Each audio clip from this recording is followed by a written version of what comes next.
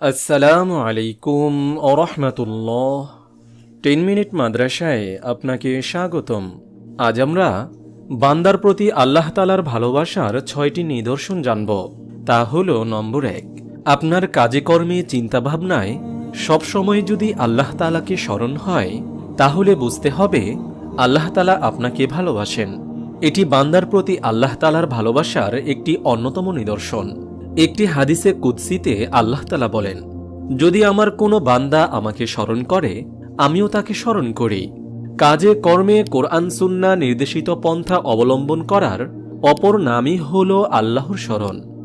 নম্বর 2, আপনার মন যদি কোরআনকে আঁকড়ে ধরে তাহলে বুঝতে হবে আল্লাহ তাআলা আপনাকে ভালোবাসেন। কোরআন হল আল্লাহ তাআলার বাণী। মানুষ যখন কোরআন তেলাওয়াত করে তখন সে প্রকারান্তরে আল্লাহ তাআলার সঙ্গে কথা বলে। কেউ যদি বেশি বেশি কোরআন তেলাওয়াত করতে ও কোরআনের শিক্ষা অনুযায়ী জীবন পরিচালনা করতে সক্ষম হয় তাহলে বুঝতে হবে ওই বান্দাকে আল্লাহ তাআলা ভালোবাসেন। কেননা রাসূল সাল্লাল্লাহু আলাইহি ওয়াসাল্লাম বলেছেন, আল্লাহ তাআলা যার কল্যাণ চান তাকে দ্বীনের জ্ঞান দান করেন। নম্বর 3, আল্লাহ তাআলার প্রিয় ভাজনদের সঙ্গে যদি সুসম্পর্ক থাকে তাহলে বুঝতে হবে আল্লাহ তাআলা আপনাকে ভালোবাসেন।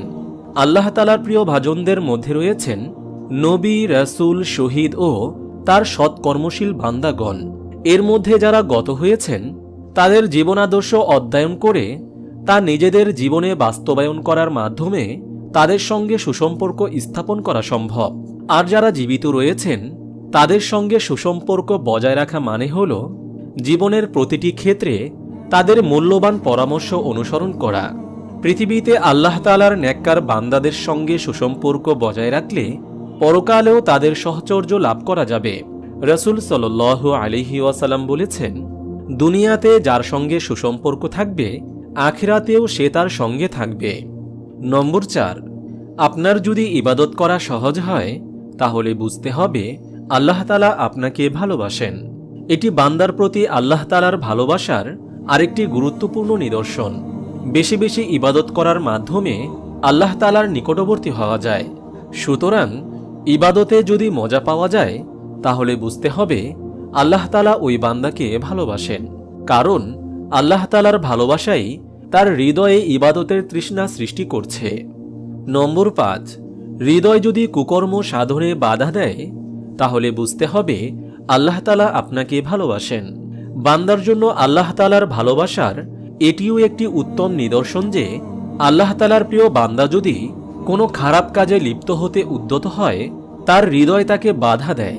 পরকালে খারাপ কাজের জন্য হিসাবের সম্মুখীন হওয়ার পূর্বে পৃথিবীতেই তার হৃদয় তাকে হিসাবের সম্মুখীন করে।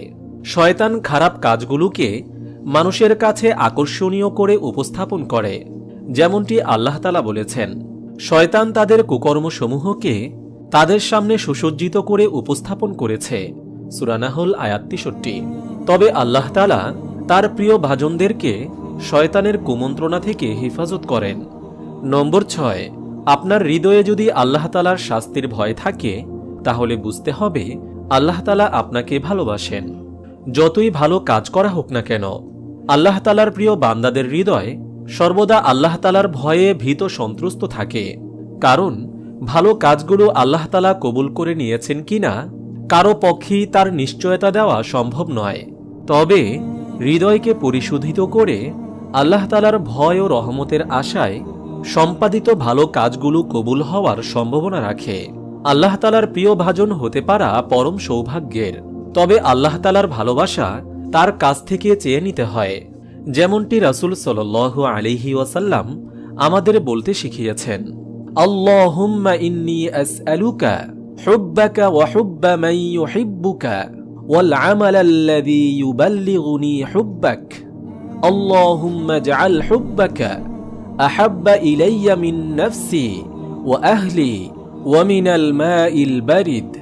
অর্থ, হে আল্লাহ, আমি তোমার কাছে তোমার ভালোবাসা চাই এবং যে তোমাকে ভালোবাসে তার ভালোবাসাও প্রার্থনা করি, আর এমন আমল করার সামর্থ্য চাই যা তোমার ভালোবাসা পাওয়ার দরজায় পৌঁছে দেবে। হে আল্লাহ, তোমার ভালোবাসাকে আমার নিজের জান, মাল, পরিবার পরিজন ও ঠান্ডা পানির চেয়েও বেশি প্রিয় করে দাও। আপনি যদি এরকম ভিডিও আরও পেতে চান তাহলে এই চ্যানেলটি সাবস্ক্রাইব করে পাশে রাখা বেল আইকনটি অন করে দিন।